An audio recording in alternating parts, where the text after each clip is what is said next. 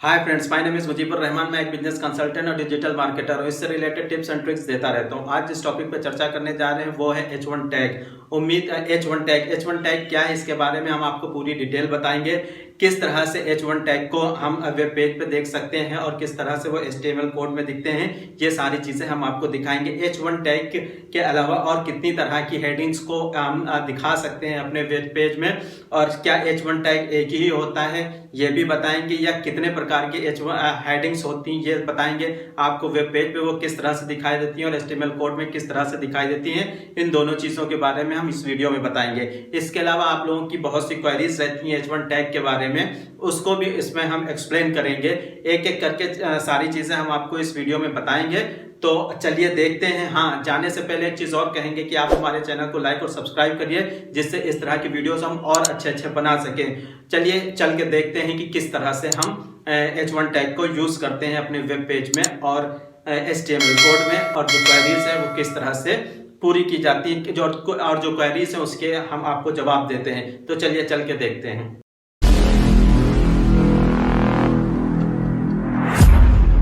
इससे पहले एक वीडियो बनाया जा चुका है, उसमें हमने आपको H1 टैग के बारे में कुछ इंस्ट्रक्शंस बताए थे कि वो कैसे काम करते हैं। यहाँ पर हम H1 टैग के बारे में पूरी डिटेल बताएंगे। इसमें हम आपको थ्योरेटिकली थोड़ी सी चीजें बताएंगे, उसके बाद जो एक और नेक्स्ट वीडियो बनाएंगे उसमें हम आपको प्रैक्टिकल सारी चीजें करके बताएंगे।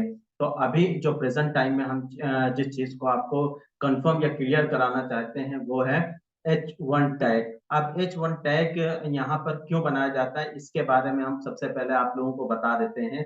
जो H1 टैग है वो मेनली क्या होता है कि जब आप वेबसाइट पे जब आप टॉप की हेडिंग देखते हैं, मेन हेडिंग जो होती है, टैग जो होता है वो H1 टैग होता है, जो वेबसाइट पर आपको दिखाई देता है।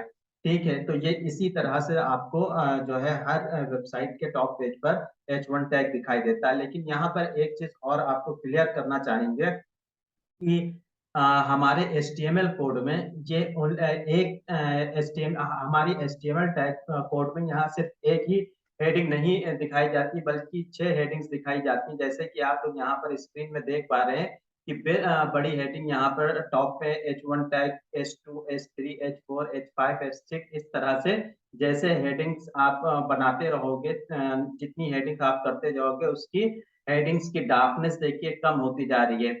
तो ये हमारे जो वेबसाइट का पेज होता है उसमें हम इस तरह से हेडिंग्स को देखते हैं, इस तरह से उसकी साइज को देखते हैं। यही अगर हम इसमें न जाकर अगर हम HTML कोड में देखें तो HTML कोड में हमें इस तरह से दिखाई देती है। जैसे यहाँ पर देखिए दिखाई दे रही है H1 टैग की, ये हमारी इस तरह से यहाँ पर एग्जाम्पल 1 में देखिए H1 tag, H2, H3, H4, H5, H6, तो इस तरह से हमारी ये दिखाई देती हैं जो हेडिंग्स होती हैं। ये हमारी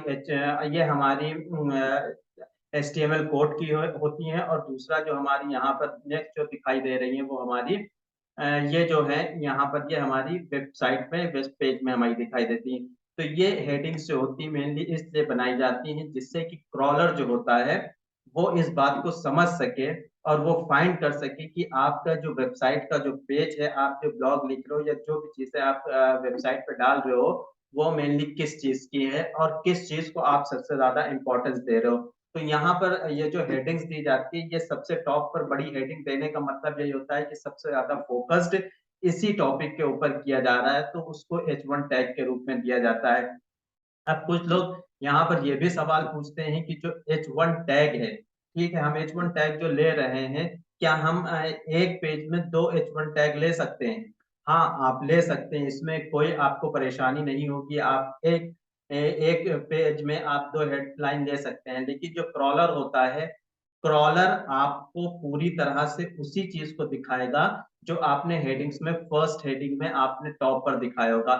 हाँ, हालांकि आपकी प्रायोरिटीज जो है वो दोनों में डिस्ट्रीब्यूट हो जाएंगी, कुछ H1 की फर्स्ट हेडिंग में, कुछ H1 की सेकेंड हेडिंग में। लेकिन जो क्रॉलर है वो प्रायोरिटी फर्स्ट को देगा, लेकिन आपकी प्रायोरिटीज दोनों में डिस्ट्रीब्यूट हो जाएंगी अगर आप HTML कोड के हिसाब से देखेंगे। तो यहाँ पर जो सबसे मेन चीज है, अगर हम आपको क्लियर करना चाहते हैं तो हमेशा एक ही हेडिंग आप दीजिए, जैसे यहाँ पर HTML में इस तरह से आपको दिखाई गई है। ये आपको इसीलिए दिखाया गया है कि यहाँ पर आप मेनली इस तरह से एक हेडिंग लें, अगर सेकेंड हेडिंग लेंगे तो दिखा सकते हैं लेकिन उसका कोई फायदा नहीं होगा। तो ये चीज़ आपको उम्मीद है समझ में आई होगी। जैसे हमने बताया कि जो क्रॉलर है, क्रॉलर का काम क्या होता है, वो चेक करता है कि आपने ये वेब पेज किस चीज़ के बारे में बनाया है।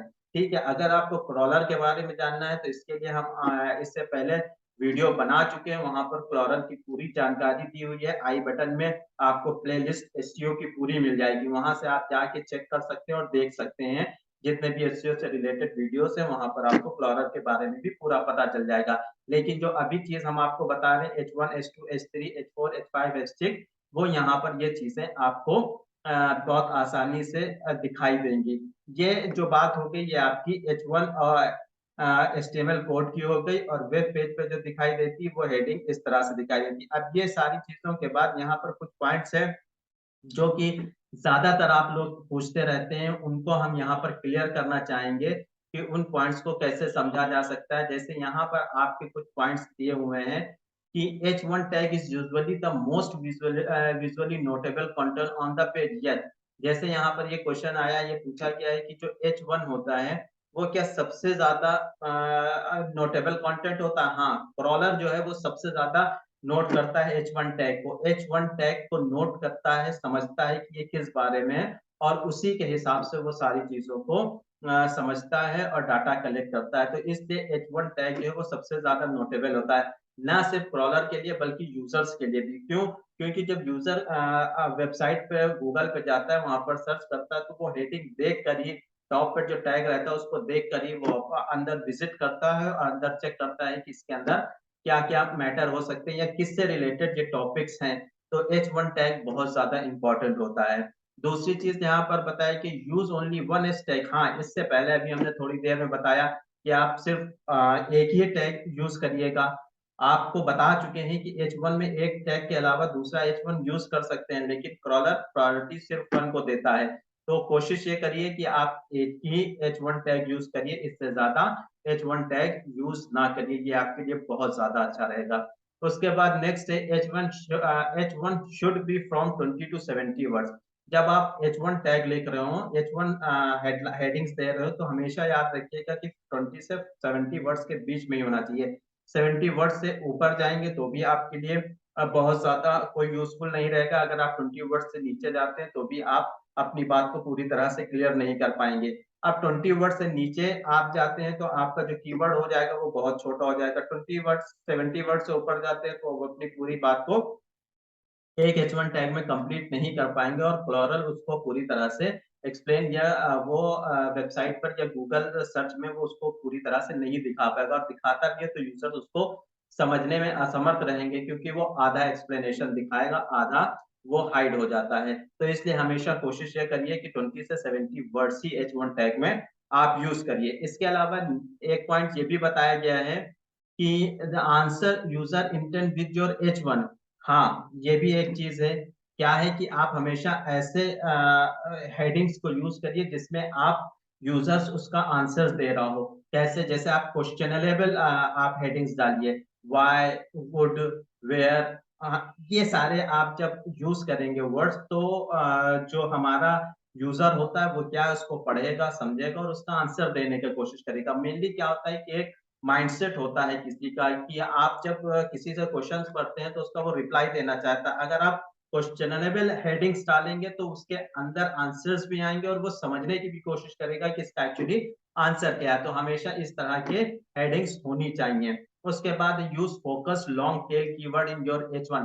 ये भी हम आपको इससे पहले कई वीडियोज़ में एक्सप्लेन कर चुके हैं कि जब आप H1 लिखें तो लॉन्ग टेल कीवर्ड्स होना चाहिए। लॉन्ग टेल कीवर्ड का मतलब ये है कि 70 वर्ड्स से भी ऊपर नहीं, लेकिन कोशिश ये करिए कि आपका जो लॉन्ग टेल की जो आपका H1 है वो बहुत लंबा हो, इतना लंबा हो कि जैसे एक नॉर्मल इंसान किसी चीज़ को सर्च करता है टाइप करने के लिए तो वो बहुत लंबा हेडिंग्स लिखता है, कोशिश करता है कि बहुत लंबा डिस्क्रिप्शन लिख के वो अपनी बात को समझाने की कोशिश करता है। तो इस तरह के लॉन्ग टेल कीवर्ड्स बहुत ज़्यादा सर्चेज़ में आते हैं, तो इसलिए हमेशा H1 जो है वो लॉन्ग टेल कीवर्ड्स में ही होना चाहिए। उम्मीद है ये आपको समझ में आया होगा, और हम इसके अलावा जो इसका प्रैक्टिकल है, वो नेक्स्ट वीडियो में करके बताएँगे और समझाएँगे कि प्रैक्टिकल को कैसे अच्छी तरह से किया जा सकता है, समझा जा सकता है, और प्रैक्टिकल करके पूरी तरह से हम आपको H1 टैग के बारे में।